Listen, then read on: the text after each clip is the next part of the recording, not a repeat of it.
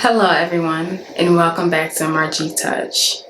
The video you're about to see was recorded several weeks ago, before a lot of the turmoil that we see unfolding before us occurred. As a Black medical student, I can say that I'm sad, I'm angry, I'm disappointed, and I'm upset at the senseless deaths of Ahmaud Arbery, Breonna Taylor, George Floyd, and many before them. My wish to you all is that you stay safe, you stay informed, and you stay woke. Black Lives Matter. I hope you enjoy this video.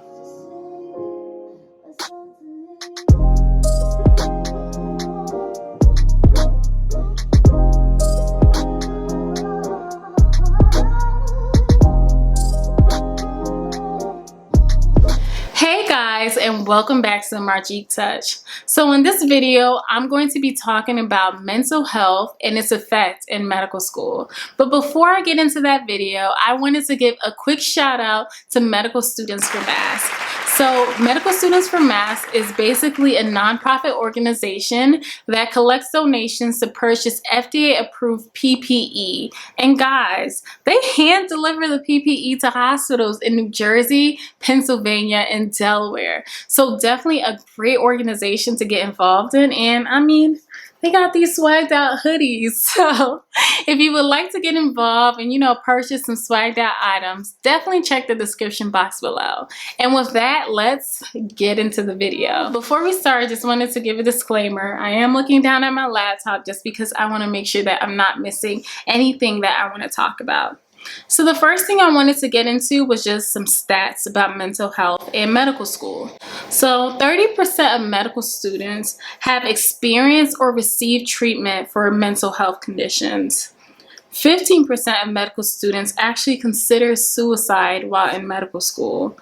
And 80% of medical students thought that the help that they were receiving was inadequate and it wasn't enough to get them through medical school. So those are some of the stats that we have today.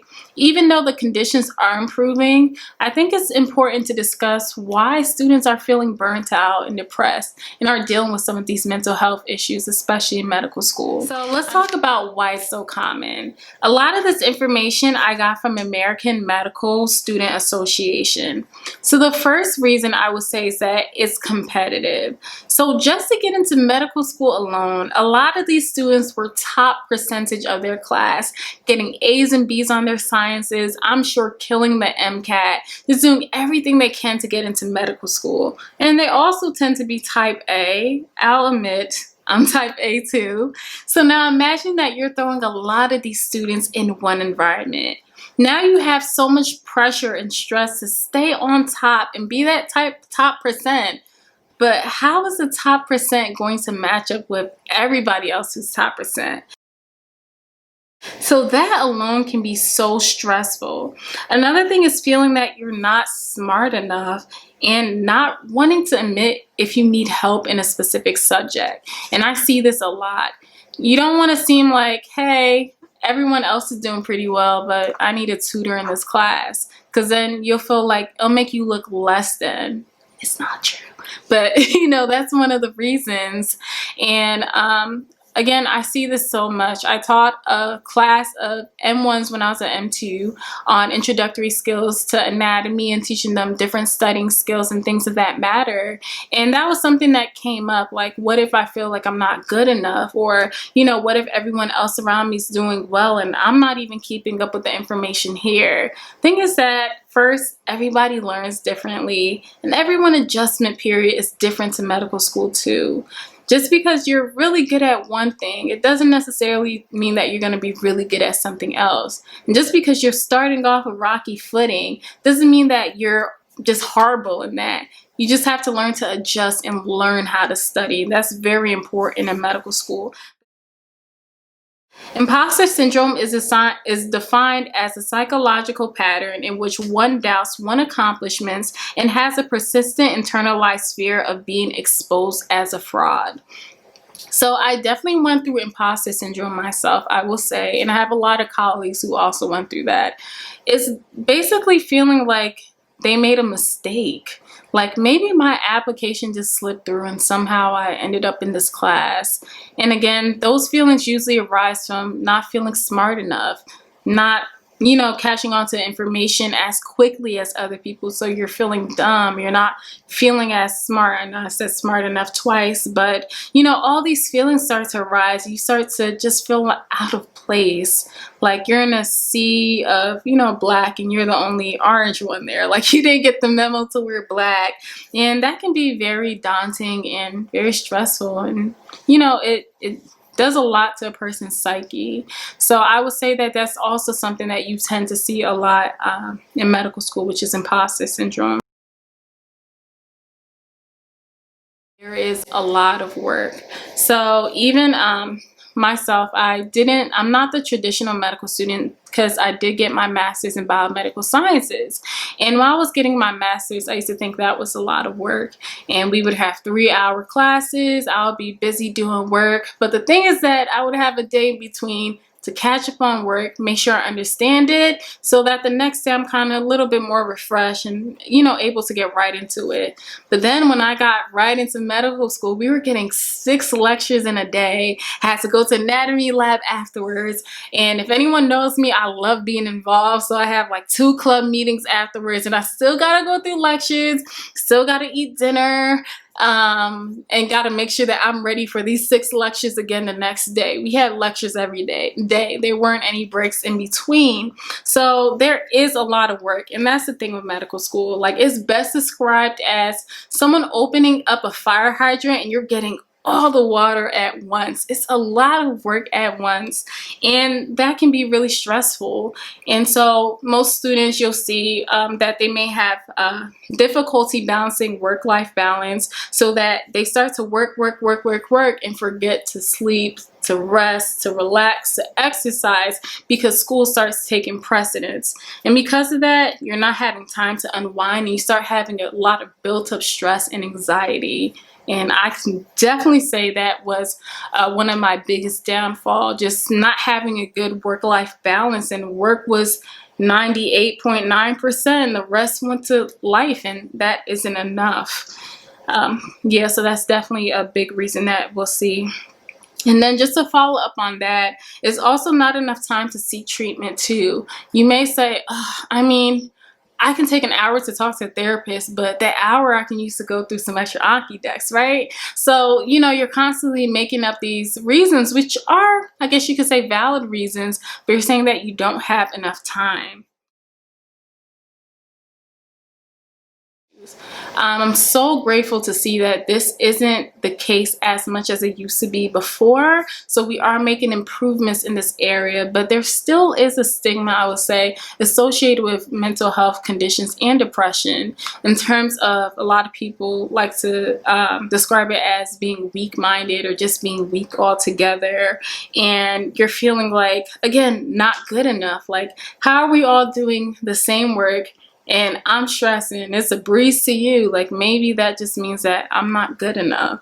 And again, you can see what that type of thinking can do to someone's psyche. So I will say that those are some of the common reasons why we see that depression and mental health issues are so common in medical school. So let's talk about my medical school experience. I started realizing something was wrong, I think, my 3rd trimester of my 1st year. So to be honest, when I went into medical school, I came on high stress alert. Even though I just finished my master's program, I did very well in that program. Felt like, you know, it helped me to be able to adjust in medical school. I was so scared of failure. That was my biggest fear. And my thought process was, I'll be damned if anything, anybody, myself included, gets in my way from succeeding on this journey. And so by doing that, your girl wasn't taking breaks. That's why if you see most of my videos, I mention most of the time take breaks, because my break was eating dinner and having lunch and going to sleep. I was not taking time to really unwind. And nonetheless, I still went out, you know, some weekends with friends, got to know people, but what's that time for me to unwind? for me to, you know, sort through everything I went through and realize how I feel about things. There was no time. So that's something that, you know, I wasn't doing. I started off going to the gym, but after a while, I was thinking to myself, like, I can take those 2 hours back and do some Anki cards. That's what I was thinking about. Or I can, you know, go through some index cards and study. So again, that work-life balance. I had, this is understandably so, but it was a lot of sacrifices we had to do. And that kind of just comes with the territory. Like, I'm not going to be able to make everybody's event. I'm not going to be able to make everyone's party. That just comes with the territory. with the territory. And so I started realizing that it was hitting the fan. My 3rd trimester, because that trimester I would leave the library. It would be about 1 a.m. and I would sit in my car and I would start crying. And I didn't tell anybody that I was going through that, because for the same reasons I listed before, I didn't want to seem weak. I didn't want, you know, some people even just to laugh at me because they're like, Marge, you're doing well. Why are you sad? Right? I realized that I had to start making a change, but your girl was moving a little slow because I was still saying, you know, summer break is going to be soon. I'll be cool. I'm just going to sleep and, you know, act like a bum during the summer, rest. I did work a little bit, but, you know, really enjoy myself. But then when I came back, I think this was the 1st or 2nd week of my second year, first term.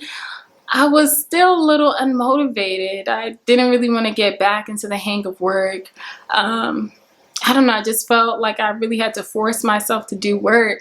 And ding, ding, ding, those, you know, those red flags started coming up for me again. So that weekend, I really took the time to, again, reground myself. So what I did that weekend was I made a vision board, and I did this undergrad too. And that, again, was to set my vision of what are the things that I want to accomplish for this year. What do I want to work on? I took some time to make goals for myself, to make things that I wanted to meditate on so that I can unwind. Your girl started going back to the gym, okay? Because the first year of med school, you know, did some trauma to my body. I gained 20 pounds and I lost it, which is great. That was one of my goals that I put on my vision board. But, you know, I wanted to work on that. I wanted to, you know, just, I guess, get my life together, like people like to say. But again, I really need to take that time to reground myself, to pray, to meditate, to exercise, and to remember my why. So some of the resolutions that I would say that can help you deal with this is, one, the first important one is realizing it's okay not to be okay. Sounds so cliche, but I think that there's, again, the stigma with, I don't want to be that person that's sad or depressed, that's dealing with a lot, that, you know, I don't want to be that weak link.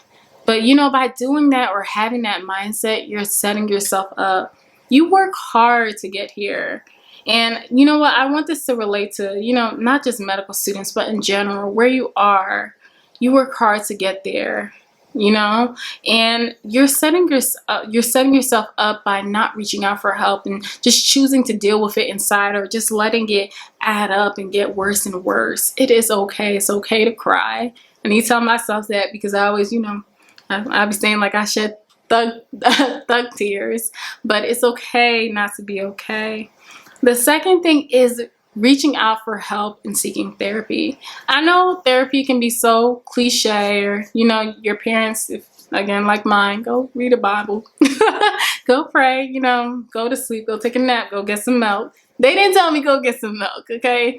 But it really is helpful. Like, these are people who went to school for it. They understand what's going on. And sometimes it's just a matter of realizing why you're so sad to begin with, because you may be surprised what you find out what's really wrong. So I think that's another big thing, reaching for help. And not even just for therapy. If you need a tutor, girl, go get a tutor. You're paying so much tuition. I'm not going to get started on my loans for medical school, but you paid for this experience. You paid to get here. You work hard to get here. Get the most out of this experience. Learn what you can learn. We're in school not to become the best.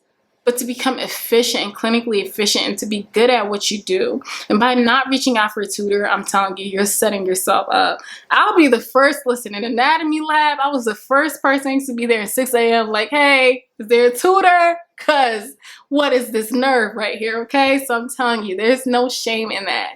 If you need help, go get it. So aside from that, some tips that you can apply to, let's say when you're studying or just everyday med school things would be, 1, learn to be time efficient and stop procrastinating. This is easier said than done. And I'll just give you an example. I have friends that would come up to me and say, Marge, I've been in the library for 9 hours. 9 hours, sis. Why I get this grade? How, Sway? So I'll stop and I'll say like, I mean, that dad did see you on the phone for 2 hours outside. Oh yeah, right. I'm like, okay, so that's 7 hours. Didn't you have a meeting for like an hour and a half? Yeah, I did. All right, so we cutting time off too. You needed to take a break for lunch or dinner. You took a break, right? Yeah, I did. So, we started taking all this time off, and then we realized like, I only studied for 3 hours. And I was in the school for 9 hours. So learning to be more time efficient will allow you to, the time that you allot for the library, you use that time efficiently, and it gives you guilt-free relaxation time when you're done, because you're able to go home saying, I did all I can. I used my time efficiently and I got through the work that I came here to do. Now I can go watch a show and not feel bad about it. Because let's say that you did use the time the way I described my friend used it. You go home and you're watching a show and you're just thinking like, I do have 2 more lectures to go through. You can't enjoy yourself. So instead of going home and watching a show, let's say you study more and you stay up late.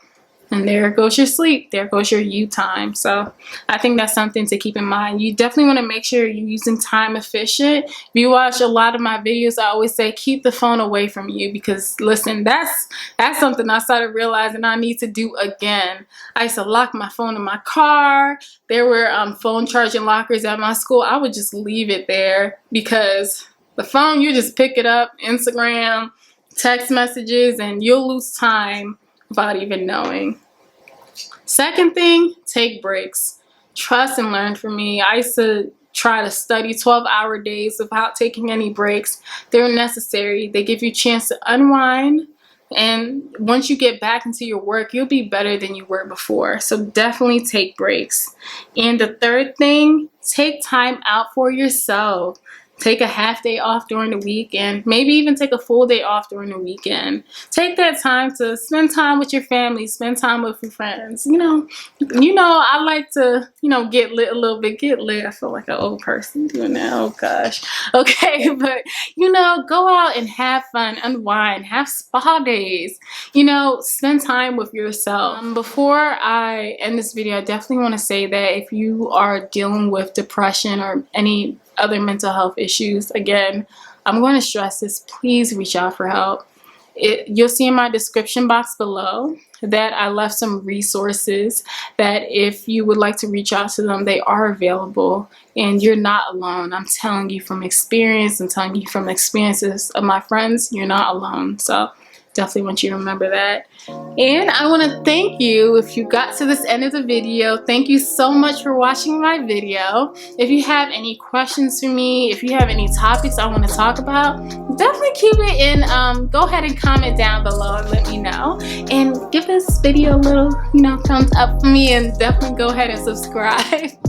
And until next time, love, peace, and happiness. Hope you all are staying safe during this quarantine, and stay home, listen to what they're saying, and take care. Until next time, bye y'all.